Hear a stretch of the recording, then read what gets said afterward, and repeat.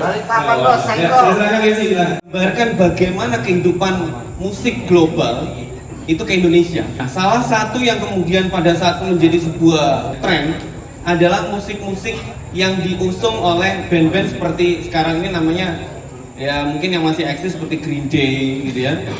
Tapi jangan sampai lisan saja yang bersolawat lantas pikirannya kemana-mana, hatinya kemana-mana. Pautkan dengan Kanjeng Nabi Muhammad.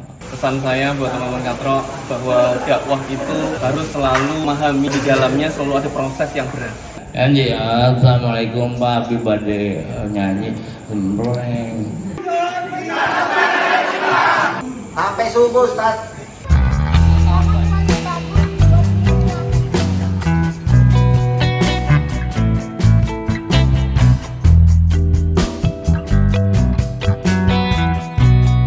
Gambarkan bagaimana kehidupan musik global itu ke Indonesia.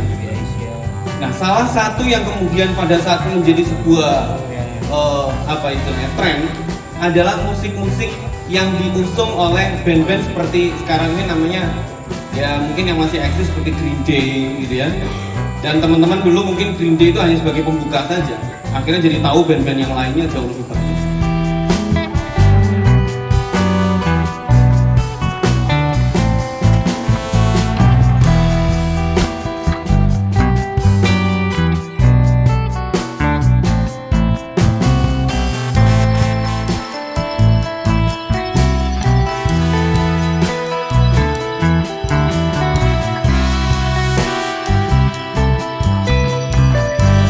Kita tidak berani dan tidak mau bersolawat. Allah menyampaikan innallaha, sesungguhnya Allah wa malaikatuhu, dan malaikat-malaikatnya Allah yusholluna ala nabi, bersolawat pada nabi.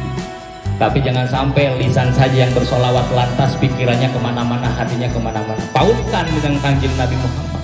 Tidak ada kenikmatan bapak-bapak sampai mau lama-lama di masjid.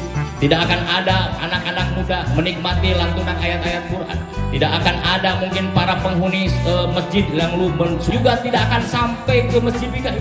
Andai kata Rasul kita Muhammad SAW tidak berdakwah. Betul apa betul? Dan dakwahnya beliau emang enak Pak. Dakwahnya tuh emang ber-AC gitu. Dakwahnya apakah dijemput gitu? Dakwahnya apakah selalu disajikan makanan? Enggak, jauh. Bahkan beliau ditimpuk, dipitnah, dipersekusi, dihantam sampai pernah patah gigi. Pernahkah kita membayangkan kita bersolawat, melihat dan mendengar tentang kisah Rasul lalu kita baper? Jangan sampai kita tidak mengingat mereka. Setelah berpisah duluan dia siapa yang menyapa? Itu udah datang, assalamualaikum. Luar biasa. Ya ini yang harus kita hadirkan. 3 kandungan di dalamnya. Siap? Untuk itu nanti kalau ngamen itu begitu gemreng, intro dulu kan. Anjir, assalamualaikum Pak, Habib Bade nyanyi gemreng. Bismillahirrahmanirrahim. Assalamualaikum warahmatullahi wabarakatuh. Gitu.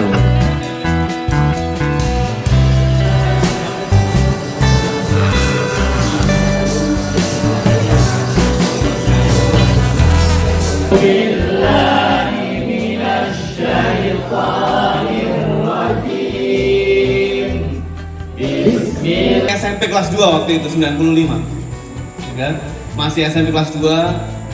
Saya tahu betul bagaimana dulu punk itu masuk ke Indonesia, kemudian menjangkiti anak-anak muda, kemudian tertarik untuk memainkan musiknya, menjalankan gaya hidupnya, style fashionnya dan sebagainya.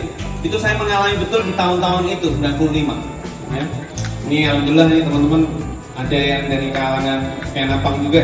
Kota Surabaya, tadi saya landing di Bandara Balikpapan kira-kira jam 17.30-an ya, kurang lebih. Alhamdulillah, kemudian saya sempat berpikir, tadi saya menyiapkan materi 2. Awalnya saya siapkan materi, panitia udah ngubah formatnya di PT. Ternyata setelah tadi saya mendengar teman-teman diskusi ya, mendengar tausiah, ternyata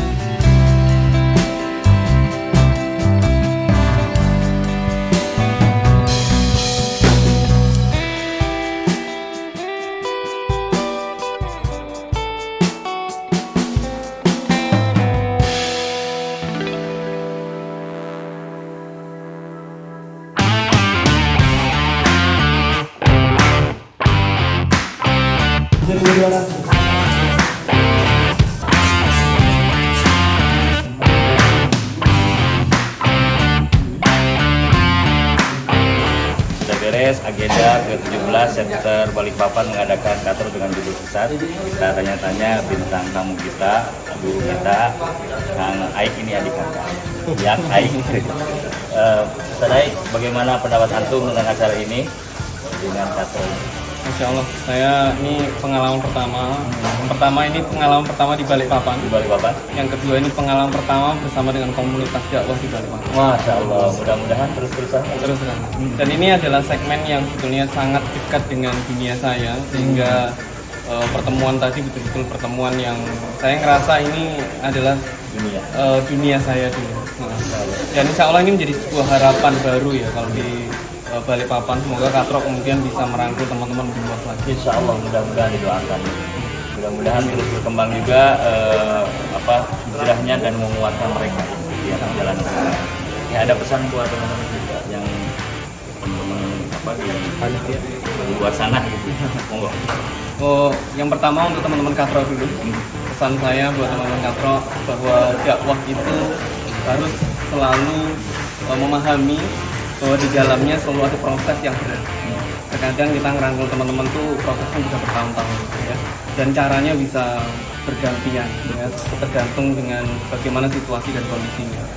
Yang pasti saya ingin sampaikan, jangan pernah kemudian berhenti, karena ketika kita berhenti sebetulnya justru disitulah permasalahannya ya.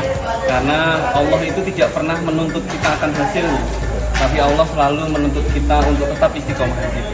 Meskipun hasilnya bisa jadi sedikit, betul ya, insya Allah begitu. Dan kemudian untuk teman-teman yang lainnya selain teman-teman yang bergabung di katro, ikutlah selalu event-event semacam ini, karena event-event seperti ini adalah event untuk mengecas iman kita. Karena setiap orang itu imannya naik turun. Kalau mereka tidak tahu bagaimana cara mereka menumbuhkan lagi iman mereka, maka tentu mereka akan terus turun. Sehingga itulah justru menjauhkan mereka dari Allah dan membuat mereka nanti akhirnya jadi putus dan hilang dari peredaran dakwah. Maka saya harap teman-teman bisa ikut meramaikan terus acara-acara seperti ini. Terima kasih Pak Ustadz. Mudah-mudahan juga sehat perjalanannya dan niat sampai mungkin kembali ke tempat tetap Allah lindungi dan limpahkan keberkahan dan pahala yang banyak. Amin. Terima kasih teman-teman. Intinya tetap semangat dalam menjalani proses dakwah. Tentang bahagia tadi disampaikan, maka pendakwahnya harus bahagia. Demikian, assalamualaikum warahmatullahi wabarakatuh.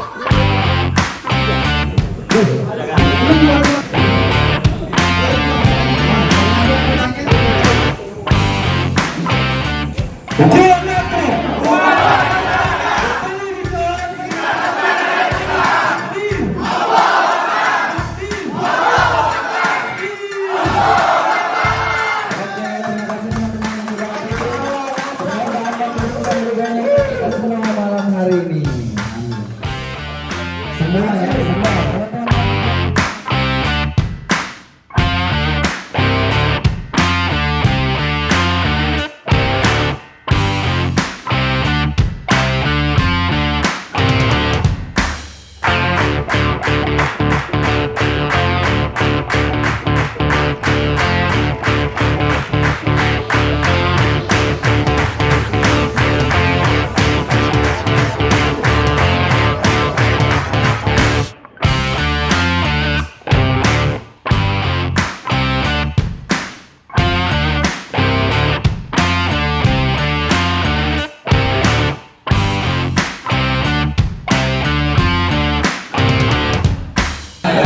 Balikpapan bos, Silakan isi, silakan.